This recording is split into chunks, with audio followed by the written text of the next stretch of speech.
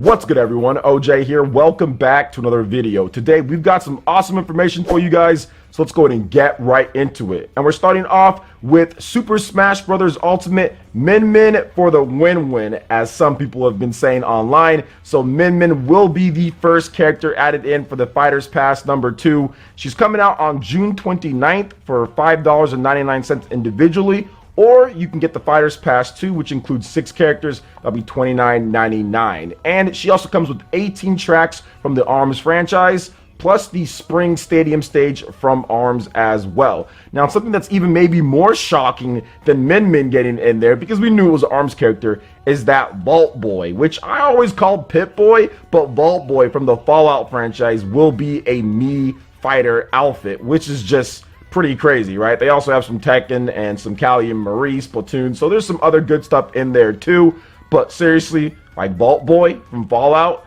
I mean, I think that gives hope for Steve. I think Steve is definitely coming at some point with a Mii fighter outfit. It just has to happen, because if Vault Boy's in there and Sans is in there, definitely Steve is next. Considering Microsoft and Nintendo's relationship, especially with Minecraft, where Nintendo did a Nintendo 2DS Minecraft, and of course Minecraft Dungeons is doing really well, and Minecraft itself sells amazingly in Japan and also in the West when it comes to the Switch. Millions of copies sold. Yeah, I can see Steve coming as a Mii fighter at some point. But let's talk about this when it comes to Min Min getting into Super Smash Bros. Was she the right pick? Well, according to Mr. Yabuki, yes, she was the right pick, because that's who we wanted in there when Masahiro Sakurai asked him, okay, well, tell me more information about what this ARMS game is all about.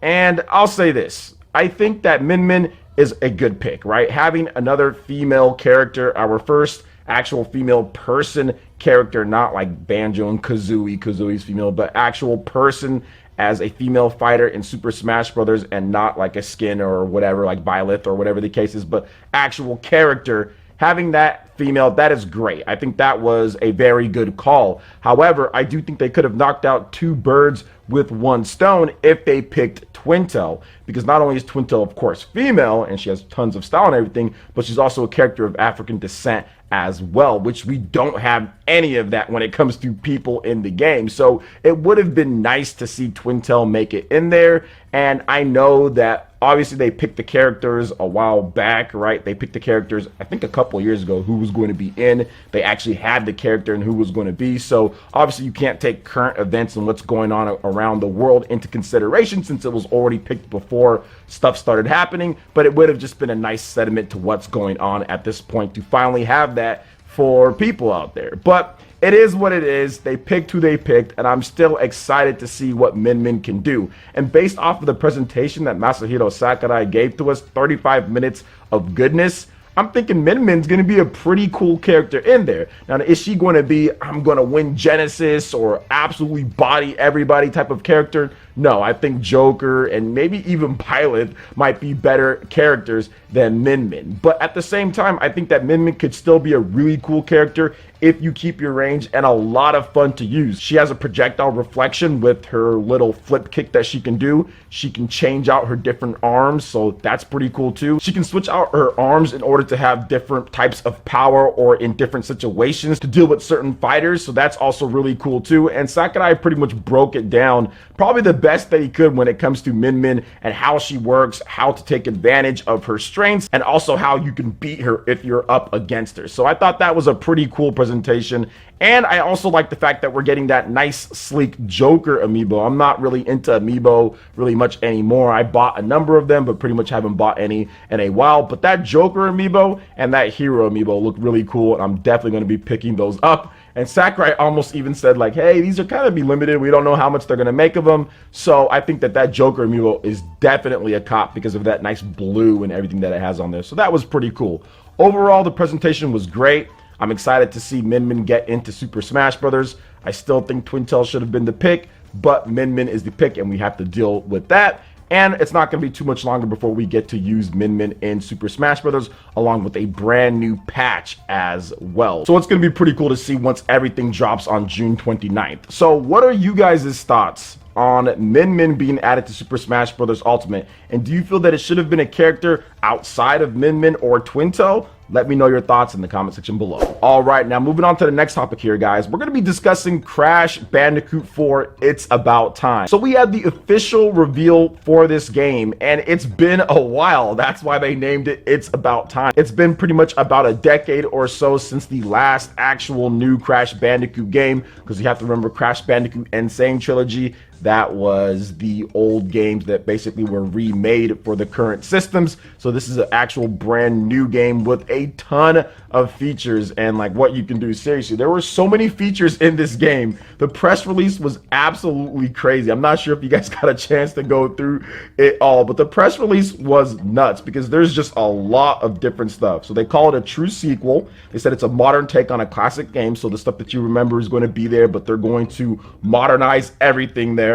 Powerful quantum mass. So throughout this time-shattering adventure, players will uncover 4 quantum mass, the guardians of space and time, that will give them the ability to bend the rules of reality and gain advanced ways to conquer dangerous obstacles. So they're pretty much putting in there something like an easy mode, right? Or something that's basically easier for people to kind of slow down time. The most recent Mega Man game did that as well. So I think that they're adding something like that, which I think it's pretty cool to, you know, if you want to use it. They also have a new art style as well. So people are saying, hey, Crash kind of looks weird, but not just a little bit of a new art style. And I think that makes sense, right? New game, get a little bit of a touch up. You've got new playable characters as well. You can play as Crash or Coco, but also you can play as Neo Cortex in the game as well. And he has a ray gun. Plus you have larger than life boss battles, advanced platforming tricks. You have a love letter to fans as well. So they are really going at it with this one here. But I think one of the things that a lot of people were upset about when it comes to this, I know a lot of you guys probably want to talk about, is like, whoa, wait a minute. Where's the PC and the Nintendo Switch versions? A lot of you guys out there play PC gaming. You use that as like your home console. And then you also have a Nintendo Switch as your portable device. And a lot of you guys want to be able to play on PC or the Nintendo Switch. And Activision isn't saying too much. An Activision rep recently said that they are evaluating other platforms. So here's what it seems like, guys. They want to make the money. They want to make the development as cheap as possible, which would be just doing PS4 and Xbox One first. They want to make their money on that. And then, of course, in the background, they're working on a PC and a Switch version. And then they get people to double dip on those ones if they want to double dip, and then new people to buy it as well. This is something that Activision has already done before, but I think there was a deal with Sony when it comes to Crash Bandicoot. I think there was a deal, but either way, people double dipped on the Switch versions or the Xbox or the PC and all that. So, I mean, it would just be nice if they just released it all like multi-platform. I know like Crash Team Racing, that was a multi-platform release, and I think PC didn't get included in there, which is just ridiculous, but it was on PS4, Xbox One, and Nintendo Switch, and it sold extremely well on the Switch. I think it even outsold the Xbox One version of the game. So then you have this game here, and it's Xbox One and PS4, and they don't just prioritize Switch as well. I think that's a little bit of a mistake. I think they should have had it for PlayStation 4, Xbox One, and also Nintendo Switch and PC if they could. But hey, it is what it is. I mean, it's their game. I don't know all the different development plans and budget and kind of what went down and the resources they had in order to make this. So it's easier for me to say it from the outside looking in. But as someone who has purchased Crash Team Racing and as someone who's purchased Crash Bandicoot Insane Trilogy on the Nintendo Switch and supporting Activision on that and seeing the amazing sales, you would think that they'd be like, okay, cool, Switch owners are on board. We've made a ton of money off of Switch owners. Let's go ahead and prioritize them too and get somebody to get it done while the PS4 and Xbox One versions are getting done so we can have a multi-platform release. But nope, that's not the case with Activision because it's Activision. So what are you guys' thoughts on this when it comes to Crash 4 It's About Time? Are you planning on picking it up? It comes out October 2nd on PS4 and Xbox One. You planning on picking it up then or waiting for a PC or Switch version?